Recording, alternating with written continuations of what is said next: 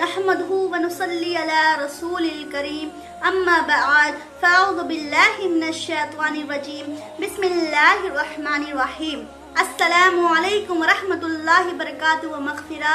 I hope آپ تمام حاضرین و ناظرین اور میرے جتنے بھی سبسکرائبر ہیں آپ تمام خیر و عافیت کے ساتھ ہوں گے۔ آپ تھمبنیل دیکھ کر سمجھ گئے ہوں گے کہ آج میں کس موضوع پہ بیان کرنے جا رہی ہوں۔ اگر آپ کو اسی طریقے کا اسلامک نالج چاہیے، آپ کو اسی طریقے کا اسلامک انفارمیشن چاہیے تو آپ میرے چینل کو سبسکرائب کریں، بیل آئیکن کو دبائیں تاکہ آپ تک تمام انفارمیشن پہنچ سکے۔ آج میں غوث اعظم کی بچپن کا واقعہ بیان کرنے جا رہی ہوں۔ آج میں غوث اعظم کی کرامت بیان کرنے جا رہی ہوں۔ ایک مرتبہ غوث اعظم رضی اللہ تعالی عنہ ان کا بچپن کتنا نرالا تھا۔ غوث اعظم رضی اللہ تعالی عنہ اپنے بچپن کے وقت اپنے ساتھیوں کے ساتھ کھیل رہے تھے۔ اللہ اکبر، ان کا کھیل کتنا نرالا تھا۔ جب وہ لا الہ کہتے تو تمام چھوٹے چھوٹے بچے ان کے ساتھ الا اللہ پڑھتے۔ اللہ اکبر۔ ایک مرتبہ غوث اعظم رضی اللہ تعالی عنہ گیند لے کر اپنے دوستوں کے ساتھ کھیل رہے ہوتے ہیں۔ وہاں سے ایک عورت گزرتی ہے جو بہت ہی پریشان حال ہوتی ہے، جو رو رہی ہوتی ہے، جو بہت ہی پریشان ہوتی ہے۔ جیسے ہی وہ غوث اعظم کے پاس سے گزرتی ہے، غوث اعظم کسی کو روتا ہوا دیکھ نہیں سکتے۔ وہ عورت کے پاس غوث اعظم پہنچتے ہیں اور کہتے ہیں، اے عورت تو رو کیوں رہی ہے؟ تجھے کس چیز نے پریشان کیا؟ تجھے کس چیز نے تجھے مصیبت میں مبتلا کیا؟ آخر تو پریشان کیوں ہے؟ آخر تو مصیبت میں مبتلا کیوں ہے؟ آخر تو اتنا رنج و غم میں کیوں مبتلا ہے؟ وہ عورت کہتی ہے کہ آپ تو چھوٹے بچے ہیں، میں کیسے اپنے مسئلہ آپ تک بیان کروں؟ میں کیسے اپنے مسئلے کو بیان کروں؟ غوث اعظم فرماتے ہیں، ذرا بتا تو صحیح کس چیز نے تجھے پریشان کیا؟ غوث اعظم کی ضد کرنے کے باوجود وہ عورت کہتی ہے، یہ جو لڑکی میرے ساتھ ہے، یہ میری بہو ہے۔ 14 سال سے یہ ماں نہیں بن سکتی۔ میں بہت ہی پریشان ہوں۔ میری ماں بہنیں بہت ہی توجہ کے ساتھ یہ بیان کو سنیں۔ وہ عورت کہتی ہے یہ میری بہو ہے، یہ 14 سال سے یہ حاملہ نہیں ہو سکتی، یہ ماں نہیں بن سکتی۔ میں ایک بزرگ کے پاس سے آ رہی ہوں، انہوں نے لوہے محفوظ اٹھا کر کہا کہ میری بہو کبھی ماں نہیں بن سکتی، اس کی مقدر میں کوئی اولاد نہیں لکھا، میرا بیٹا کبھی باپ نہیں بن سکتا۔ میں اس چیز سے پریشان ہوں، میں اس چیز سے رو رہی ہوں۔ غوث اعظم فرماتے ہیں، اتنی سی بات؟ اللہ اکبر۔ غوث اعظم کہتے ہیں، اتنی سی بات میں تو پریشان ہو گئی؟ جب میں کہتا ہوں تجھے 11 بیٹے ہوں گے، ہر سال تیرے گھر میں ایک بیٹا پیدا ہوگا، 11 بیٹے تیرے گھر میں ہوں گے۔ وہ عورت مسکراتے ہوئے وہاں سے چلی جاتی ہے۔ اس بچے کے بات پہ، غوث اعظم کے بات پہ دھیان نہیں دیتی، مسکراتے ہوئے وہاں سے گزر جاتی ہے۔ کچھ عرصے بعد کچھ مہینے بعد اس عورت کے گھر میں خوشخبری آتی ہے، اس کی بہو حاملہ ہوتی ہے، اس کے گھر میں بیٹا پیدا ہوتا ہے۔ وہ عورت غوث اعظم کو ڈھونڈتے ان کے محلے تک پہنچتی ہے۔ جیسے ہی ان کے محلے تک پہنچتی ہے اور سب سے پوچھتی ہے، یہاں ایک چھوٹا بچہ تھا جو گیند لے کر کھیل رہا تھا، وہ کہاں ہے؟ ذرا بتائے تو صحیح۔ وہاں کے لوگ کہتے ہیں، ذرا وہ بچے کا نام تو بتاؤ، وہ بچے کا ایڈریس تو بتاؤ، ذرا وہ بچے کے ماں باپ کا نام تو بتاؤ۔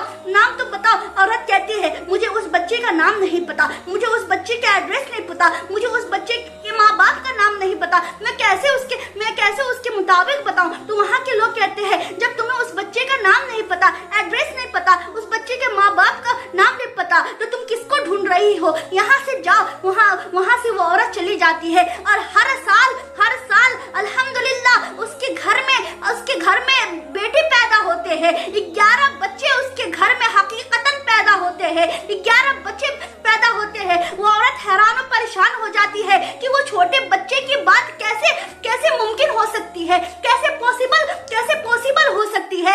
اللہ اکبر۔ یہاں غوث اعظم 18 سال کے ہوتے ہیں، وہاں اس کے گھر میں 11 بچے ہوتے ہیں۔ یہاں غوث اعظم 18 سال کے ہوتے ہیں اور بغداد کی جامع مسجد میں یہاں غوث اعظم اپنی ولایت کا اعلان فرما رہے ہیں، اپنی ولایت کا اعلان فرما رہے ہیں۔ ہر طرف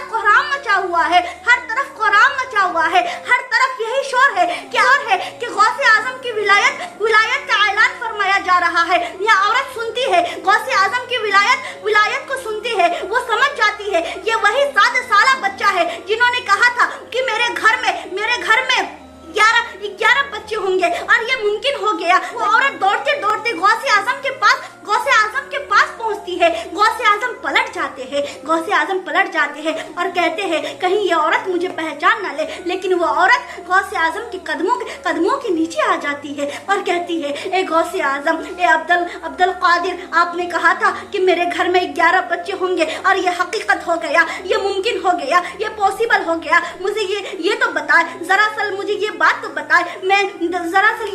بتائے، یہ کیسے ممکن ہو گیا، یہ کیسے پاسبل ہو گیا۔ میں جب وہ بزرگ کے پاس گئی تھی، اور بے شک میں وہ ولی اللہ پہ بھی میں ایمان رکھتی ہوں، ان کی بات بھی سچ ہے۔ انہوں نے جب لوہے محفوظ اٹھا کر کہا کہ میرے مقدر میں، میرے بہو کے مقدر میں کوئی اولاد نہیں ہوگی، آخر یہ کیسے پاسبل ہوا، وہ ایک ساتھ کیسے جمع ہو سکتے ہیں، دونوں ولیوں کی بات ایک ساتھ سچی کیسے ہو سکتی ہے؟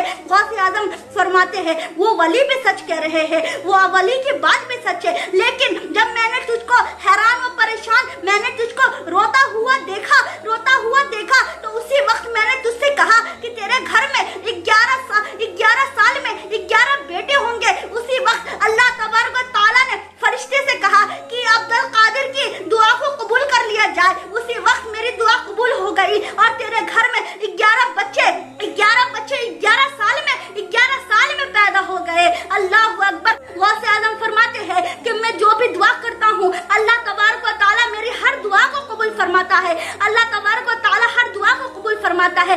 یہ ہے ولی اللہ کی کرامت، یہ ہے ولی اللہ کی کرامت۔ اور غوث اعظم تمام ولیوں کے سردار ہے، تمام ولیوں کے سردار ہے۔ ایک روایت میں آتا ہے کہ اگر کوئی غوث اعظم کو اگر کوئی مشرق سے پکارتا ہے تو غوث اعظم مغرب کی طرف سے اس کی مدد فرماتے ہیں۔ غوث اعظم سے محبت کرے، غوث اعظم پہ ایمان لائے، یہ ہے غوث اعظم کی کرامت۔ اب میں آخری گفتگو بیان کر کے اپنی گفتگو کو یہیں پہ ختم کروں گی۔ ایک مرتبہ ذرا غور سے سنیں، ایک مرتبہ آقا صلی اللہ تعالی علیہ وآلہ وسلم معراج کی طرف جاتے ہیں، آقا صلی اللہ تعالی علیہ وآلہ وسلم معراج کی طرف جاتے ہیں۔ جیسے ہی معراج کی طرف جاتے ہیں عرش الہی پہ پہنچتے ہیں۔ ہمارے آقا صلی اللہ تعالی علیہ وآلہ وسلم معراج کی طرف جاتے ہیں، جیسے ہی عرش الہی کی طرف جاتے ہیں، عرش الہی کے قریب ایک ہرا رنگ کا حجرہ نظر آتا ہے جو بہت ہی عزت والا ہوتا ہے، جو بہت ہی شان والا ہوتا ہے، جو بہت ہی عظمت والا ہوتا ہے، جو بہت ہی نورانی والا ہوتا ہے۔ آقا صلی اللہ تعالی علیہ وآلہ وسلم اللہ تبارک و تعالیٰ سے فرماتے ہیں، اللہ تبارک و تعالیٰ ذرا یہ تو بتائے یہ کس کا حجرہ ہے جو بہت ہی عزت والا ہے، جو بہت ہی شان والا ہے، جو بہت ہی عظمت والا ہے، جو بہت ہی شاندار ہے۔ اللہ تبارک و تعالیٰ فرماتا ہے اے میرے محبوب، یہ وہ حجرہ ہے،